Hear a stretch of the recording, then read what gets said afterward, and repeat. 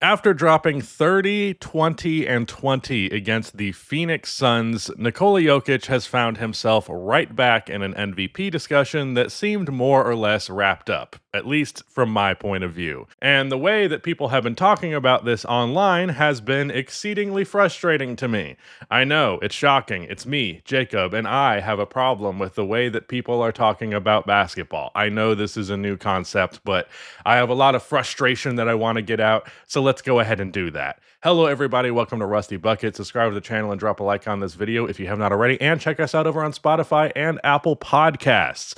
We have this as an audio-only experience over there available as well. Also, go check out Little Rusty Buckets. We have been daily uploading over there just as much as we've been daily uploading over here. We are also right around the corner. Let me check. I think we're like 700, 800 subscribers away from 130K over on this channel. We're at 129,170. So if you want to get me to that 130 mark, if you're not already subscribed, would be much appreciated. Now, this video is going to be contentious, so you might fucking hate me by the end of this, and you know what? There's nothing I can do about that. But so much of the way this conversation has gone has been exceptionally upsetting to me, because I just think it really feels like every time we get into these debates, we have to do the diminishing the talent of another player thing. Everyone on either side, you can't talk about this like, I don't know, we're talking about some of the best players who have ever played this game.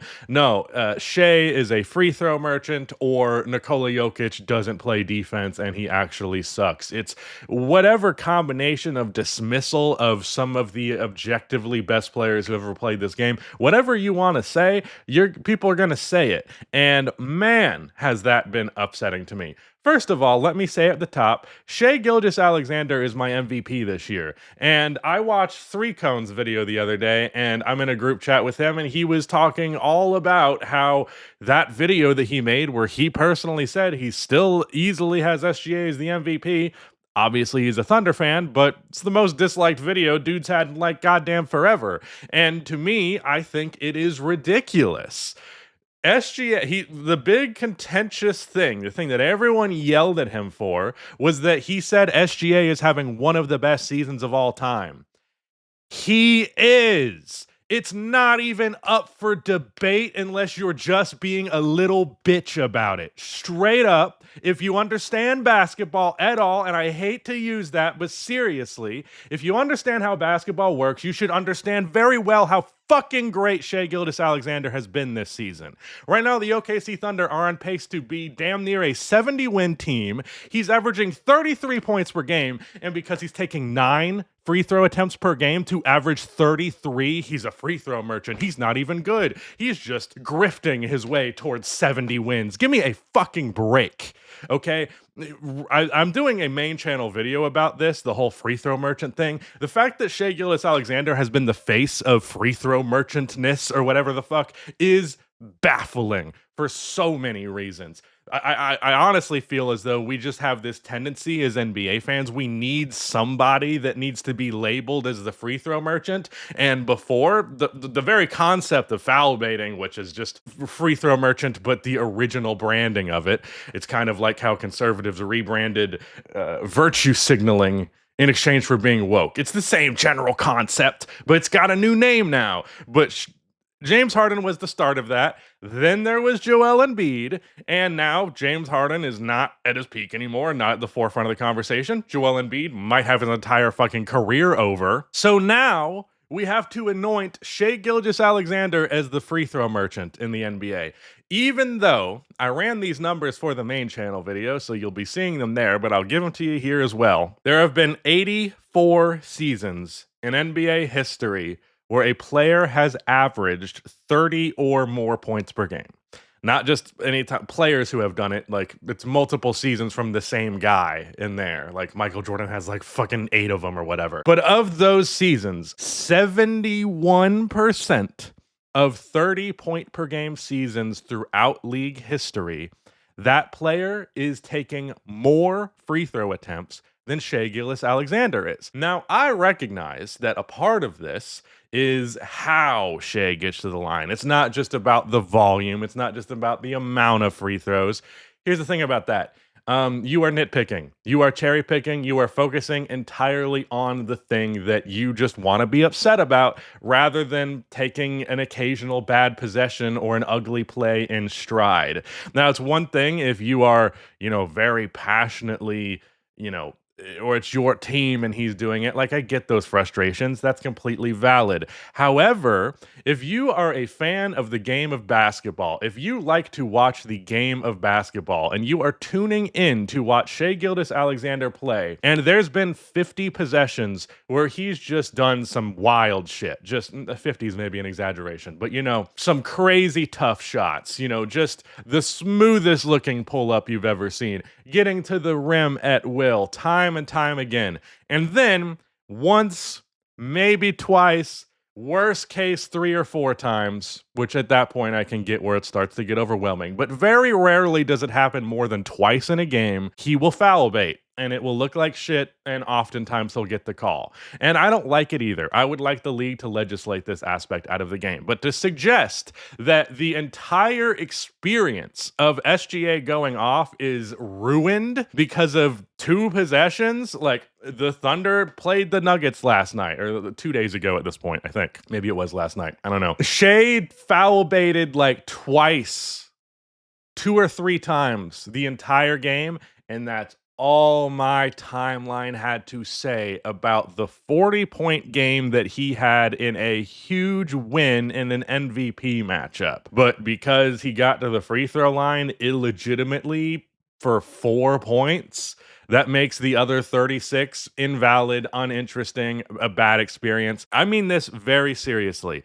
There are people who tune into NBA games not to see the highlights. They tune in to see the lowlights. They tune in so that they can make a post about how mad they are about something. And this level of negativity bias, to me, just ruins the discussion around the game. If you can't find something to enjoy with SGA or Nikola Jokic, I don't really think you love basketball like that. I think you love very specific elements of it. But as for the bigger picture, basketball at large, if you loved the game of basketball for real, then you should enjoy watching Shai Gilgeous play. I'm being dead serious. If you can't get enjoyment out of that type of player, especially if you're like a Kobe fan or a Michael Jordan fan, I'm not saying SGA is on that level, but he is certainly playing pretty close to it, and he is certainly putting up numbers pretty close to it. Shai Gilgeous-Alexander is the highest volume slasher guard that we have seen ever. Shai Gilgeous-Alexander has a 2-point percentage that is comparable to that of Shaquille O'Neal in his MVP season. He is one of the greatest mid-range shooters this game has ever seen. I think he will retire as a top 5 mid-range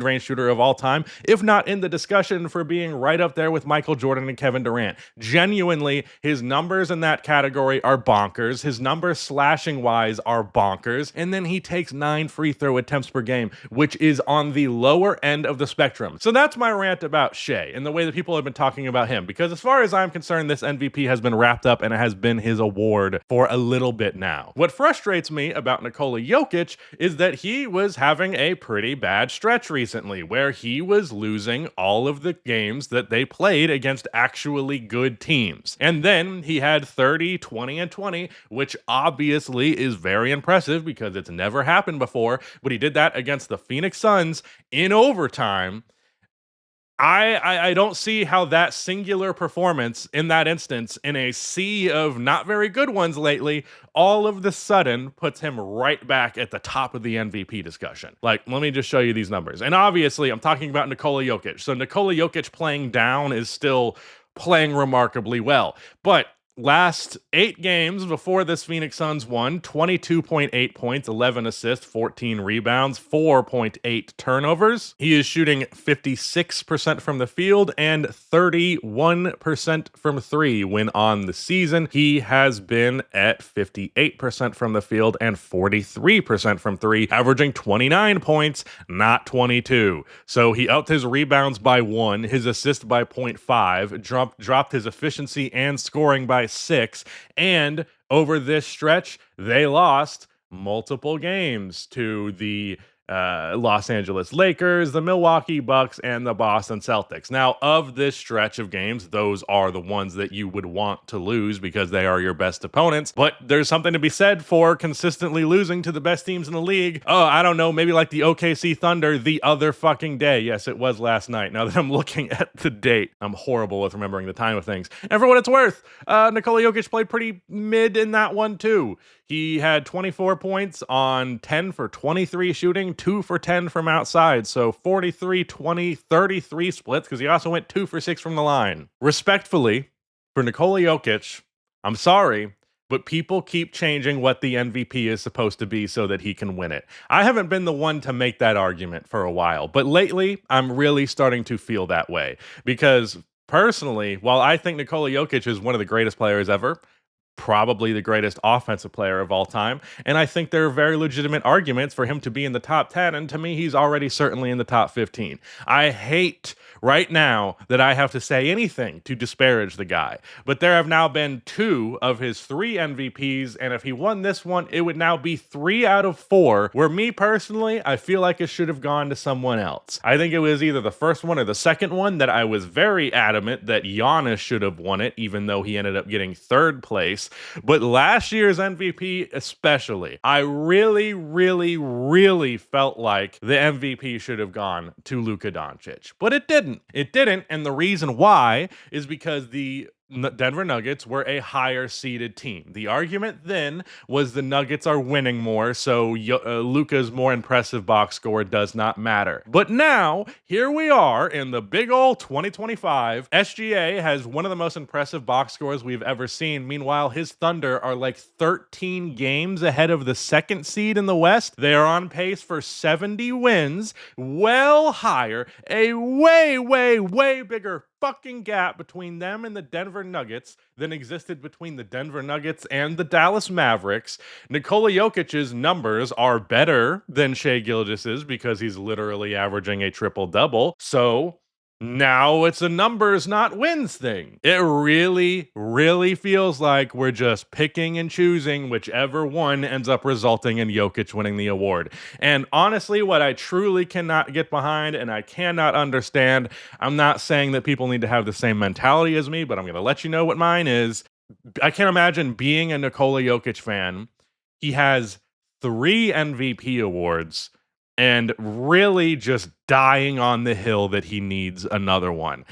I think we have taken this concept and understanding of voter fatigue, something that didn't really get brought up until recent NBA discourse. And as a result, we have entirely overcorrected in the opposite direction. Have there been MVPs that should have gone elsewhere, but voter fatigue got in the way of that? Absolutely. There's probably a year in there where LeBron should have gotten one. And I know for a fact Karl Malone's MVP in 1997 should have gone to Michael Jordan. Michael had better numbers and his team won more games. But we do not need to give the MVP to the best player in the world every year.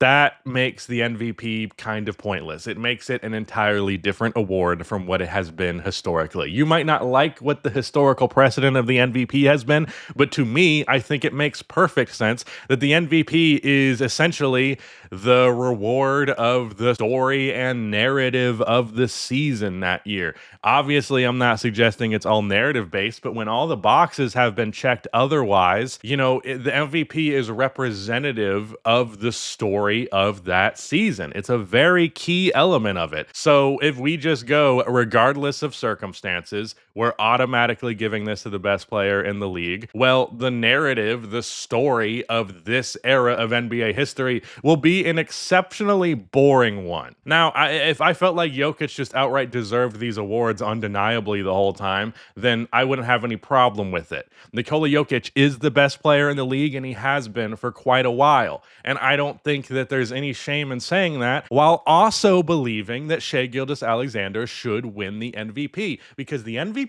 is not about who the best player in the league is. The MVP is about who the most focal player is, I guess. I don't know if I have the right words to explain this right now, but the MVP is an encapsulation of what that season was. And Shai Gilgeous-Alexander and the dominance of the OKC Thunder has been that. Now let's real quick dive into the help argument, because I think that's been an especially stupid one.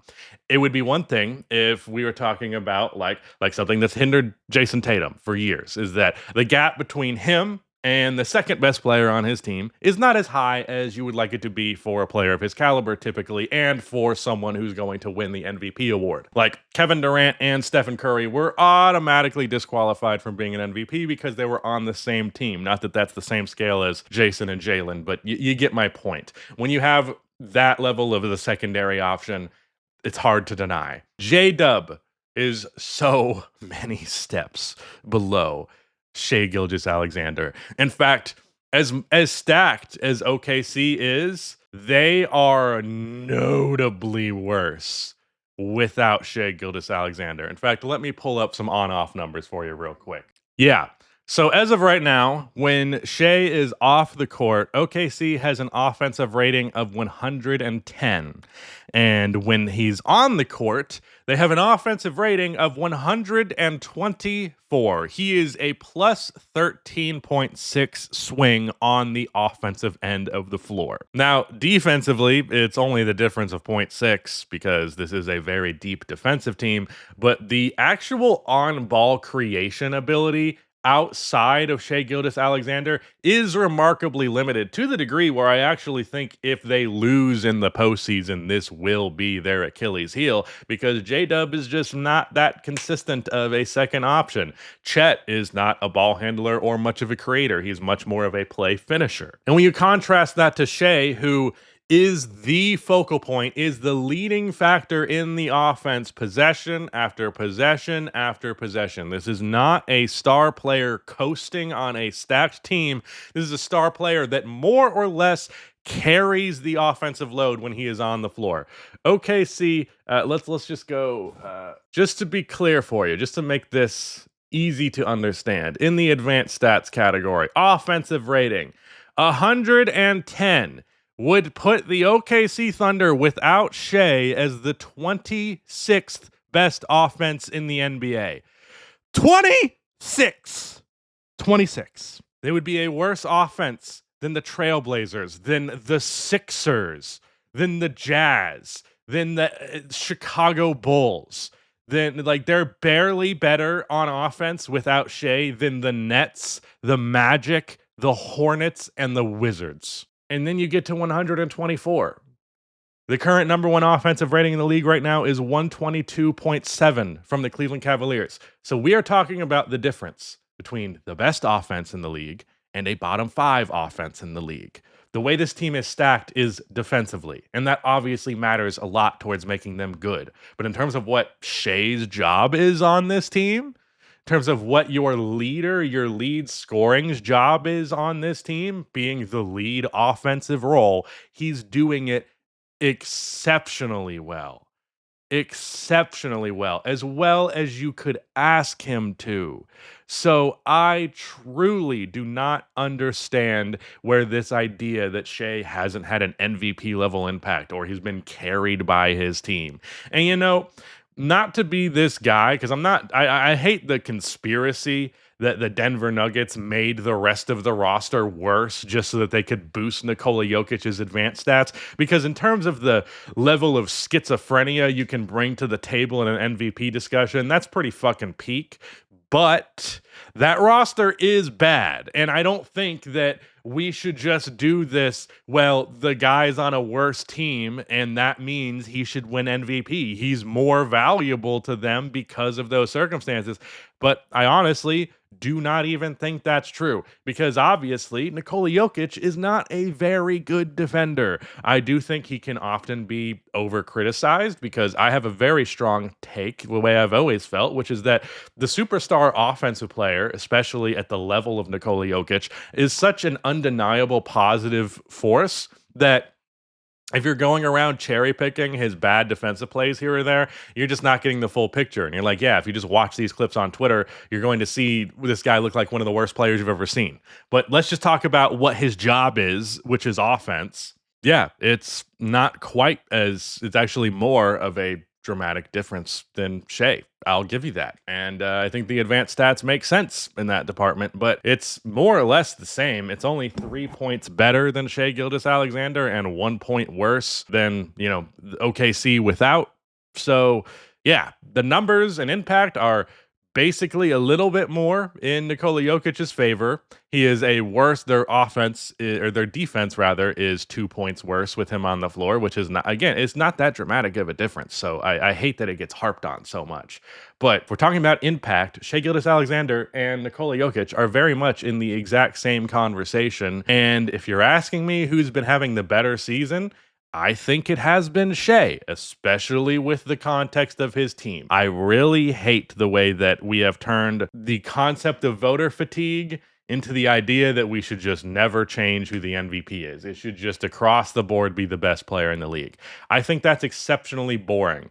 And I also don't think it tells the story of the season well at all. I realize that maybe this is a more unique opinion on the MVP, and I don't really have a strong dog in this fight. I like both of these players a lot. Both of them have been some of my most watched players ever in recent years. Like, Shea is an exceptionally fun player to watch because he moves in a way that no other player has moved before. And to me, as much as people love to dick ride Anthony Edwards, Shea is the closest thing to a Kobe or Michael Jordan that we have in the league right now. Just a scoring guard who is impossible to stop, who just like Kobe and Jordan, shoots 9 to 10 free throw attempts per game, but also puts up goddamn 33. We are talking about one of the best guard seasons in history. And instead, this is the discussion we're having. This is the way we're talking about him. This is the way that we're talking about Nikola Jokic, another one of the greatest players who's ever played this game. So while I've talked about some of the negatives of Jokic, I do hope you guys understand that I'm not trying to hate on him. I'm very much trying to hate on the people on Twitter who are talking the way that they are. We can have a discussion about the MVP. I'm not mad that the discussion has opened back up, even though I personally feel like we know who the MVP is at this point in the season, almost always, and it very rarely changes hands this late in the year. So from that end, I would be pretty surprised if Shea does not win MVP. But straight up, dude, the idea that he would be robbing that from Jokic pisses me off. And I'll say this at the end.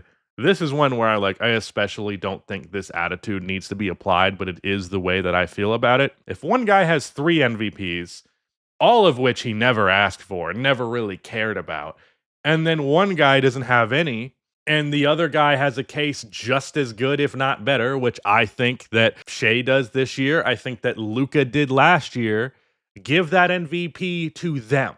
Give that MVP to the guy who cared about it and outplayed the other guy, in my opinion, anyways. So, yes, Nikola Jokic is the best player in the fucking world. I don't even think there is much of a discussion about it. I realize lately there has been a big push to reopen that conversation, but Nikola Jokic is too undeniably impactful on the offensive end to, a plus 17 offensive rating is more impactful than a -2 defensive rating. He is well worth how good he makes Denver.